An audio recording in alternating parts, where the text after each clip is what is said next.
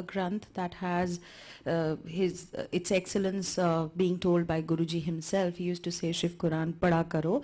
And the reason for that is that it not only expiates our sins, it opens the doors of salvation. So if you're interested in reading this, and also you can contact us, you can contact Seema Auntie or me or Rashmi Auntie, or if you're interested in listening to the Granth, you can come to the temple. We read it after the mantra jap, or you can tune into our live stream, or you can go to our YouTube channel also and catch the reading then at your convenient time. So firstly, we'll begin with the synopsis for the last week. Last week we read chapter 6 of Rudra Samhita part 3. In this we read that Himachala and Mena, they were delighted to receive their son Menang by the blessing of Shiva and the goddess of the universe Uma, and their devotion towards them increased manifold. Now then they waited for the goddess to be born as their daughter, and then they started remembering the goddess. The goddess then stationed herself in the mind of Himavat or Himachala, and then at an opportune time, Mena conceived and she started giving the signs of pregnancy. She bloomed and she was shining brilliantly. And at that time, all the gods, sages, including Lord Vishnu, they all came there to eulogize the goddess because she had stationed herself in the womb of Mena.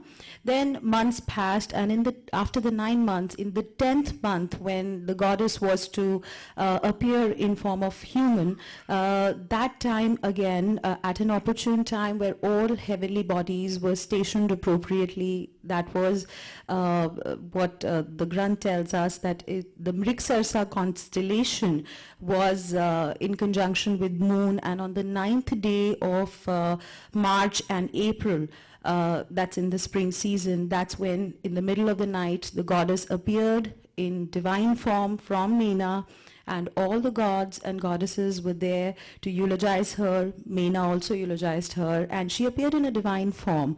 Then the goddess told Mena that she was extremely delighted because of her devotion and her service to the goddess, and it was the boon that Mena had asked that caused the goddess to be born as her daughter. And now that she'll be born as her daughter, she would go on to do the work of gods and also go on to marry Lord Shiva later. And she also said that she appeared in divine form so that Mena should remember her in this form as well as in the human form, so that she can continue to worship her in both the forms and attain her region at last. And then she vanished and appeared in form of a human from Mena. Now today we will be reading chapter 7, which was the childhood sport of Parvati, and chapter 8, which is Narad and Himalaya conversation. Rashmi Auntie will be reading in English and Rachna Auntie will be reading in Hindi. Jai Guruji.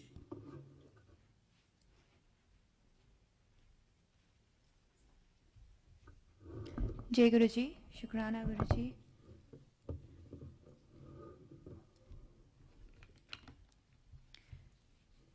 Chapter 7, the childhood sports of Parvati. Brahma said, the goddess of great brilliance assumed the form of her baby child in front of Mena and began to cry in accordance with the ways of the world. On account of her splendor that diffused all round the lying-in couch, the midnight lamps that burnt in the lying-in chamber were rendered dim in a trice, O sage. The women in the house were extremely glad on hearing the gentle cry of the child. In their excited flutter and great pleasure they rushed in. The superintendent of harem immediately informed the king about the birth of Parvati, which was pleasant and conducive to the work of gods. To the superintendent of the harem who brought the news, there was nothing which the king could not give, even including his royal white umbrella. Accompanied by the chief priest and learned Brahmins, the Lord of Mountains came there and saw the child who shone in her lovely clothes. The Lord of Mountains rejoiced on seeing the child shining in dark splendor like that of the blue lotus. All the citizens there, both men and women, rejoiced much. There were great festivities. Different sorts of musical instruments were played. Auspicious songs were sung. The dancing girls exhibited their saltatorial skill. the Lord of Mountains performed postnatal sacred rites and made charitable gifts to the Brahmins. Hemavat came to the outer gate of the palace and joined the festivities. With a delighted mind, he distributed monetary gifts to the beggars.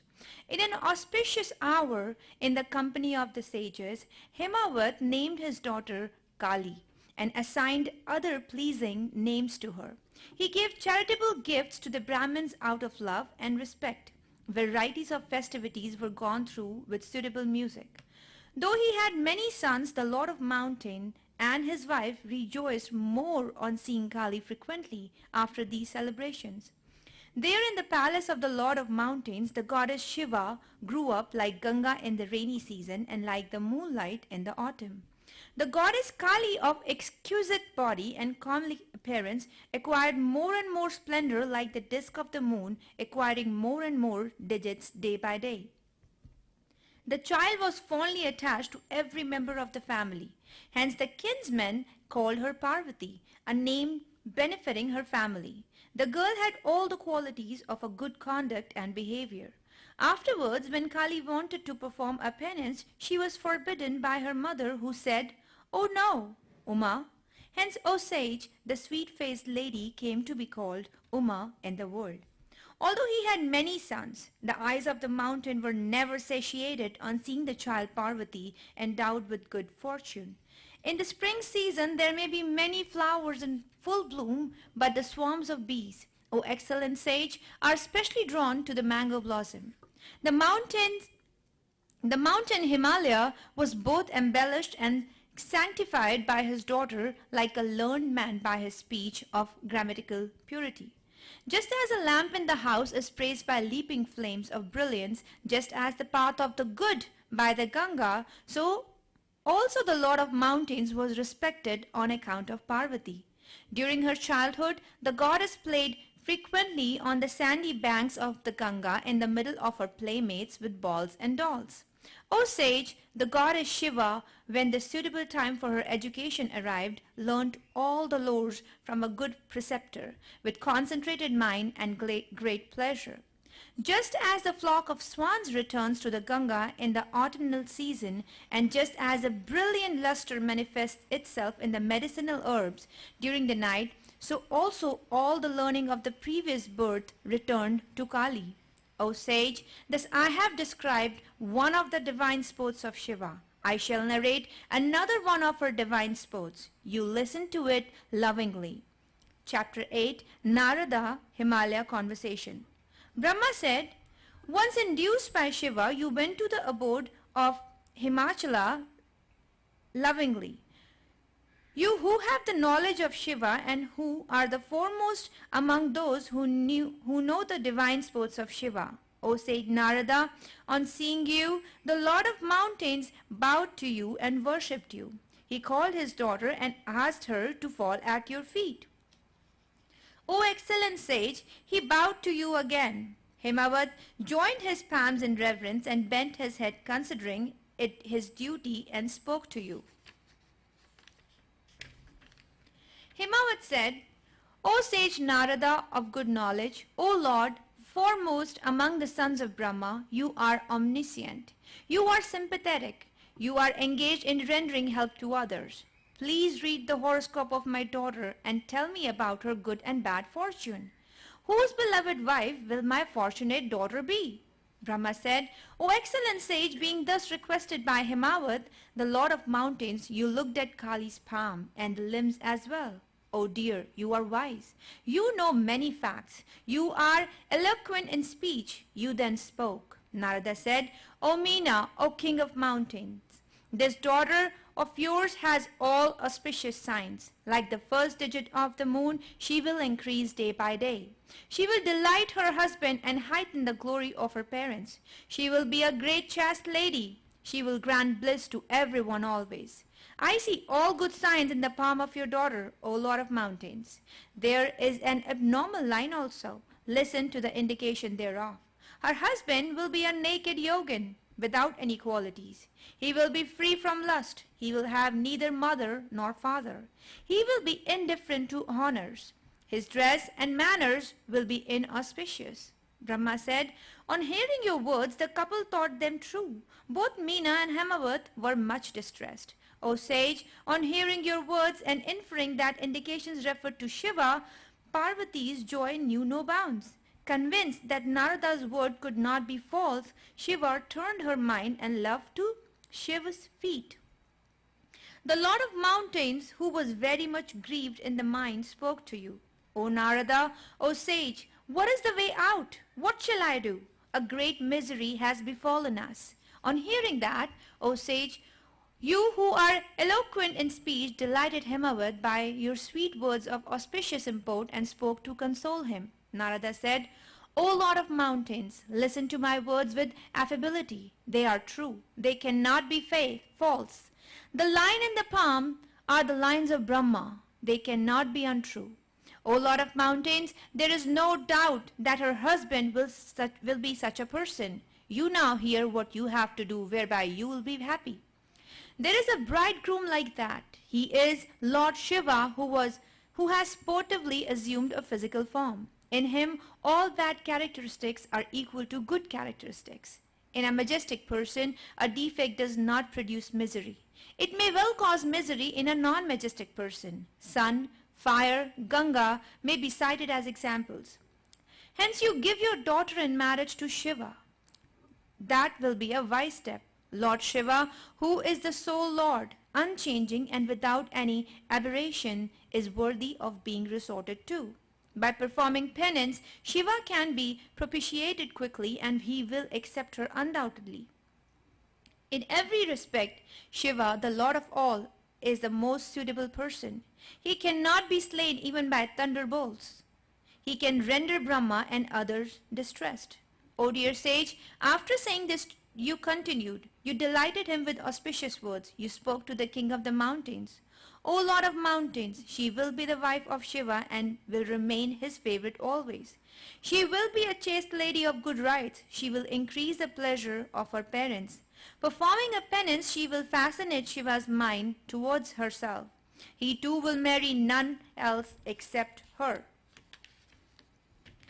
A love akin to this pair will not be found anywhere. Never in the past was it seen, nor will it occur in future, nor it is current now.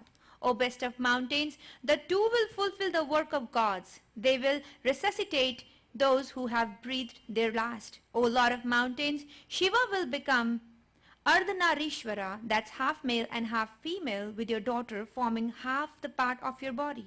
Their meeting once again will be delightful. After propitiating Lord Shiva, the Lord of all, by the power of her penance, your daughter will take away half the body of Shiva. By propitiating Shiva with her penance, she will acquire the luster of gold and will be known as Sarvanagari. Your daughter will be as fair-complexioned as lightning. This girl will be famous in the name of Gauri. She will deserve the respect of Vishnu, Brahma and the other gods. O excellent mountain, you shall not give her to anyone else. This is a secret of the gods. This shall not be revealed to anyone else. O celestial sage Narada, on hearing these words that you spoke, O sage, the eloquent Hemavat spoke thus. Hemavat said, O sage Narada, O intelligent one, I have one submission to make. Please listen to it lovingly and make us delightful. It is heard that the great God abhors all attachments. He has perfect self-control. He is ever busy in penance and is out of reach of even the gods. O celestial sage, he is in the path of meditation. How can he withdraw his mind from the Supreme Brahman? I have a great doubt in this respect. The Supreme Brahman is great and imperishable. It is like the streak of a lamb. It is termed Sadashiv. It is without aberration. It is beyond Brahma. It is both full and devoid of qualities. It has no special traits, no desires. It sees within and not without. O sage, from the Kinnaras who come here, such are the things heard about him. Can it be untrue?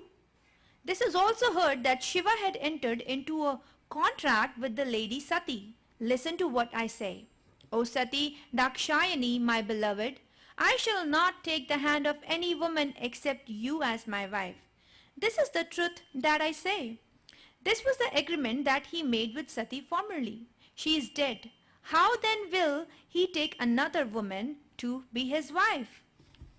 Brahma said, after saying these words, the Lord of Mountains kept quiet in your presence, O celestial sage. On hearing that, you spoke words that revealed the truth. Narada said, O Lord of Mountains of great intellect, you need not worry. The daughter of yours, Parvati, was formerly the daughter of Daksha. Sati was her auspicious name. Sati, who was Daksha's daughter, became Rudra's wife. Being dishonored at the sacrifice of her father and being the witness of Shiva's dishonor, she was furious and she cast off her body. She herself is born in your house as Parvati. There is no doubt that she will become Shiva's wife. Brahma said, O sage, all these details you mentioned to the Lord of Mountains. You told the previous history of Parvati that increased her pleasure, and on hearing which the Lord of Mountains, his wife, and children were freed from all the suspicions.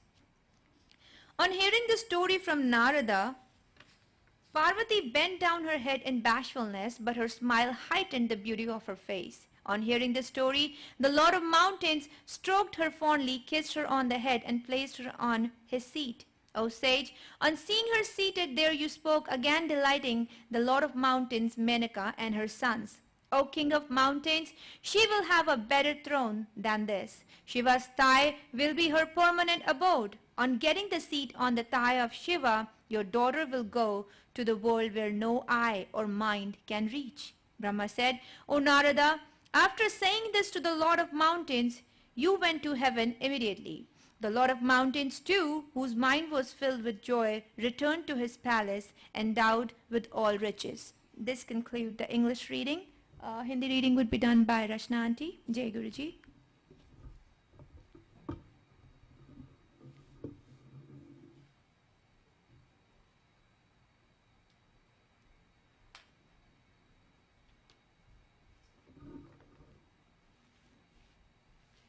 जय गुरु जी। अध्याय 7 और 8। पार्वती का नामकरण और विद्याध्ययन, नारद का हिमवान के यहाँ जाना, पार्वती का हाथ देखकर भावी फल बताना, चिंतित हुए हिमवान को आश्वासन दे पार्वती का विवाह शिवजी के साथ करने को कहना और उनके संदेह का निवारण करना। ब्रह्मा जी कहते हैं, नारद, मेना के सामने महातेजस्विनी कन्या होकर लौकिक गीत का आश्रय ले वह रोने लगी। उसका मनोहर रुदन सुनकर घर की सब स्त्रियां हर्ष से खिल उठीं और बड़े वेग से प्रसन्नता पूर्वक वहां आ पहुंची। नील कमल दल के समान श्याम कांति वाली उस परम तेजस्विनी और मनोरम कन्या को देखकर गिरिराज हिमालय अतिशय आनंद में निमग्न हो गए। तदनंतर सुंदर मुहूर्त में मुनियों के साथ हिमवान ने अपनी पुत्री के काली आदि सुखदायक नाम रखे। देवी शिवा गिरिराज के भवन में दिनों दिन बढ़ने लगी, ठीक उसी तरह जैसे वर्षा के समय में गंगा जी की जलराशि और शरद ऋतु के शुक्ल पक्ष में चांदनी बढ़ती है। सुशीलता आदि गुणों से संयुक्त तथा बंधुजनों की प्यारी उस कन्या को कुटुंब के लोग अपने कुल के अनुरूप पार्वती नाम से पुकारने लगे। माता ने कालिका को उमा अरि तपस्या मत कर कहकर तप करने से रोका था। मुने इसीलिए इस सुंदर मुख वाली गिरिजा नंदिनी आगे चलकर लोक में उमा के नाम से विख्यात हो गई। नारद, तदनंतर जब विद्या के उपदेश का समय आया, तब शिवा देवी अपने चित्त को एकाग्र करके बड़ी प्रसन्नता के साथ श्रेष्ठ गुरु से विद्या पढ़ने लगी।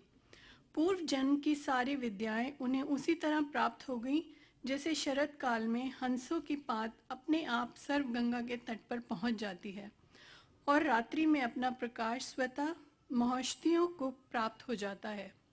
मुने, इस प्रकार मैंने शिवा की किसी एक लीला का ही वर्णन किया है। अब अन्य लीला का वर्णन करता हूँ, सुनो।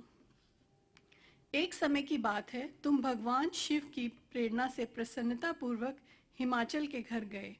मुने, तुम शिव तत्व के ज्ञाता और उनकी लीला के जानकारों में श्रेष्ठ हो। नारद, गिरिराज हिमालय ने तुम्हें घर पर आया देख प्रणाम करके तुम्हारी पूजा की और अपनी पुत्री को बुलाकर उससे तुम्हारे चरणों में प्रणाम करवाया। मुनीश्वर ब्रह्मपुत्रों में श्रेष्ठ ज्ञान वाले प्रभु, आप सर्वज्ञ हैं और कृपा पूर्वक दूसरों के उपकार में लगे रहते हैं। मेरी पुत्री की जन्म कुंडली में जो गुण दोष हों उसे बताइए। मेरी बेटी किसकी सौभाग्यवती प्रिय पत्नी होगी? ब्रह्मा जी कहते हैं, मुनि श्रेष्ठ, तुम बातचीत में कुशल और कौतुकी तो हो ही। गिरिराज हिमालय के ऐसा कहने पर तुमने कालिका का हाथ देखा और उसके संपूर्ण अंगों पर विशेष रूप से दृष्टिपात करके हिमालय से इस प्रकार कहना आरंभ किया। नारद बोले, शैलराज और मेना, आपकी ये पुत्री चंद्रमा की आदि कला के समान बड़ी है। समस्त शुभ लक्षण इसके अंगों की शोभा बढ़ाते हैं। यह अपने पति के लिए अत्यंत सुखदायिनी होगी और संसार को समस्त नारियों में यह परम साध्वी और स्वजनों को सदा महान आनंद देने वाली होगी। गिरिराज, तुम्हारी पुत्री के हाथों सब उत्तम लक्षण ही विद्यमान हैं। केवल एक रेखा विलक्षण है, उसका यथार्थ फल सुनो। इसे ऐसा पति मिलेगा जो योगी, नंग धड़ंग रहने वाला, निर्गुण और निष्काम होगा। उसके न माँ होगी न बाप, उसे मान सम्मान का भी कोई ख्याल नहीं रहेगा और वह सदा मंगल वेश धारण करेगा। ब्रह्मा जी कहते हैं, नारद, तुम्हारी इस बात को सुन और सत्य मानकर मेना तथा हिमाचल दोनों पति पत्नी बहुत दुखित हुए। परंतु जगदम्बा शिवा तुम्हारे ऐसे वचन को सुनकर उस भावी पति को शिव मानकर मन ही मन हर्ष से खिल उठी। नारद जी की बात कभी झूठ नहीं हो सकती। यह सोचकर शिवा भगवान शिव के युगल चरणों में संपूर्ण हृदय से अत्यंत स्नेह करने लगी। नारद, उस समय मन ही मन दुखी हो हिमवान ने तुमसे कहा, मुने, उस रेखाओं का फल सुनकर मुझे बड़ा दुख हुआ। मैं अपनी पुत्री को उससे बचाने के लिए क्या उपाय करूं? मुने, तुम महान कौतुक करने वाले और वार्तालाप विशारद हो। हिमवान की बात सुनकर अपने मंगलकारी वचनों द्वारा उनका हर्ष बढ़ाते हुए तुमने इस प्रकार कहा। नारद बोले, गिरिराज, तुमने स्नेह पूर्वक सुनो। मेरी बात सच्ची है, वह झूठ नहीं होगी। हाथ की रेखा ब्रह्मा जी की लिपि है, निश्चय ही वह मिथ्या नहीं हो सकती। अतः शैल शवर, इस कन्या को वैसा ही पति मिलेगा, इसमें संशय नहीं। परंतु इस रेखा के कुफल से बचने के लिए एक उपाय भी है। उसे प्रेम पूर्वक सुनो, उसे करने से तुम्हें सुख मिलेगा। मैंने जैसे वर्ग का निरूपण किया वैसे हैं भगवान शंकर। वे सर्व समर्थ हैं और लीला के लिए अनेक रूप धारण करते हैं। उनमें समस्त कुलक्षण सद्गुणों के समान हो जाएंगे। समर्थ पुरुष में कोई दोष भी हो तो वह उसे दुख नहीं देता। असमर्थ्य के लिए वह दुखदायक होता है। इस विषय में सूर्य, अग्नि और गंगा का दृष्टांत सामने रखना चाहिए। इसलिए तुम विशेष पूर्वक अपनी कन्या शिवा को भगवान शिव के हाथ में सौंप दो। भगवान शिव सबके ईश्वर, सेद्य, निर्विकार, सामर्थ्यशाली और अविनाशी हैं। वे जल्दी ही प्रसन्न हो जाते हैं। अतः शिवा को ग्रहण कर लेंगे, इसमें संशय नहीं है। विशेषता वे तपस्या के वश में हो जाते हैं।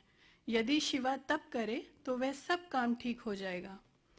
सर्वेश्वर शिव सब प्रकार से समर्थ हैं। वे इंद्र के वज्र का भी विनाश कर सकते हैं। ब्रह्मा जी उनके अधीन हैं तथा वे सबके सुख देने वाले हैं। पार्वती भगवान की प्यारी पत्नी होगी। वह सदा रुद्रदेव के अनुकूल रहेगी, क्योंकि यह महासाध्वी और उत्तम व्रत का पालन करने वाली है तथा माता पिता के सुख को बढ़ाने वाली है। यह तपस्या करके भगवान शिव के मन को अपने वश में कर लेगी और वे भगवान भी इसके सिवा किसी दूसरी स्त्री से विवाह नहीं करेंगे। इन दोनों का प्रेम एक दूसरे के अनुरूप है। वैसा उच्च कोटि का प्रेम ना तो किसी का हुआ है, ना इस समय है और ना ही आगे होगा। गिरिश्रेष्ठ, इन्हें देवताओं के कार्य कहते हैं। उनके जो भी काम नष्ट प्राय हो गए हैं, उन सब का इनके द्वारा पुनः उज्जीवन या उद्धार होगा। आदिराज, आपकी कन्या को पाकर ही भगवान हर अर्धनारीश्वर होंगे। इन दोनों का पुनः हर्ष पूर्वक मिलन होगा। आपकी ये पुत्री अपनी तपस्या के प्रभाव से सर्वेश्वर महेश्वर को संतुष्ट करके उनके शरीर के आधे भाग को अपने अधिकार में कर लेगी, उनका अर्धांग बन जाएगी। गिरिश्रेष्ठ, तुमने अपना ये कन्या भगवान शंकर तुम्हें अपनी ये कन्या भगवान शंकर के सिवा दूसरे किसी को नहीं देनी चाहिए। यह देवताओं का गुप्त रहस्य है, इसे कभी प्रकाशित नहीं करना चाहिए। हिमालय ने कहा, ज्ञानी मुने नारद, मैं आपको एक बात बता रहा हूँ, उसे प्रेम पूर्वक सुनिए और आनंद का अनुभव कीजिए। सुना जाता है महादेव जी सब प्रकार की आसक्तियों का त्याग करके अपने मन को संयम में रखते हुए नित्य तपस्या करते हैं। देवताओं की भी दृष्टि में नहीं आते। देवर्षे, ध्यान मार्ग में स्थित हुए वे भगवान शंभु परम ब्रह्म लगाए हुए अपने मन को कैसे हटाएंगे? ध्यान छोड़कर विवाह करने को कैसे उद्यत होंगे? इस विषय में मुझे महान संदेह है। दीपक की लौ के समान प्रकाशमान, अविनाशी, प्रकृति से परे, निर्विकार, निर्गुण, सगुण, निर्विशेष और निरीह जो पार ब्रह्म है, वही उनका सदाशिव नाम स्वरूप है। अतः वे उसी का सर्वत्र साक्षात्कार करते हैं। किसी ब्राह्मण अनंत वस्तु पर दृष्टि नहीं डालते। मुने, यहाँ आए हुए किन्नरों के मुख से भी उनके विषय में नित्य ऐसी ही बात सुनी जाती है। क्या वे बात मिथ्या ही है? विशेषता यह बात भी सुनने में आती है कि भगवान हर ने पूर्व काल में सती के समक्ष एक प्रतिज्ञा की थी। उन्होंने कहा था, दक्ष कुमारी प्यारी सती, मैं तुम्हारे सिवा दूसरी किसी स्त्री का अपनी पत्नी बनाने के लिए न वरण करूंगा न ग्रहण। यह मैं तुमसे सत्य कहता हूँ। इस प्रकार सती के साथ उन्होंने पहले ही प्रतिज्ञा कर ली है। अब सती के मर जाने पे वे दूसरी स्त्री को कैसे ग्रहण करेंगे? यह सुनकर तुम, नारद ने कहा, महामते गिरिराज, इस विषय में तुम्हें चिंता नहीं करनी चाहिए। तुम्हारी ये पुत्री काली ही पूर्व काल में दक्ष कन्या सती हुई थी। उस समय इसी का सदा सर्व मंगलदायी सती नाम था। वे सती दक्ष कन्या होकर रुद्र की प्यारी पत्नी हुई थी। उन्होंने पिता के यज्ञ में अनादर पाकर तथा भगवान शंकर का भी अपमान हुआ देख क्रोध पूर्वक अपने शरीर को त्याग दिया था। वे ही सती फिर तुम्हारे घर में उत्पन्न हुई है। तुम्हारी पुत्री साक्षात जगदम्बा शिवा है। यह पार्वती भगवान हर की पत्नी होगी, इसमें संशय नहीं है। नारद, ये सब बातें तुमने हिमवान को विस्तार पूर्वक बताई। पार्वती का वह पूर्व रूप और चरित्र प्रीति को बढ़ाने वाला है। काली के उस संपूर्ण पूर्व वृतांत को तुम्हारे मुख से सुनकर हिमवान अपनी पत्नी और पुत्र के साथ तत्काल संदेह रहित हो गए। इसी तरह तुम्हारे मुख से अपनी उस पूर्व कथा को सुनकर काली जी ने लज्जा के मारे मस्तक झुका लिया और उनके मुख पर मंद मुस्कान की प्रथा फैल गई। गिरिराज हिमालय पार्वती के उस चरित्र को सुनकर उसके माथे पर हाथ फेरने लगे और मस्तक सूंघकर उसे अपने आसन के पास बिठा लिया। नारद, इसके पश्चात तुम उसी क्षण प्रसन्नता पूर्वक स्वर्गलोक को चले गए और गिरिराज हिमवान भी मनी मन मनोहर आनंद से युक्त हो अपने सर्व संपत्तिशाली भवन में प्रविष्ट हो गए। अध्याय 8 समाप्त। जय गुरु जी।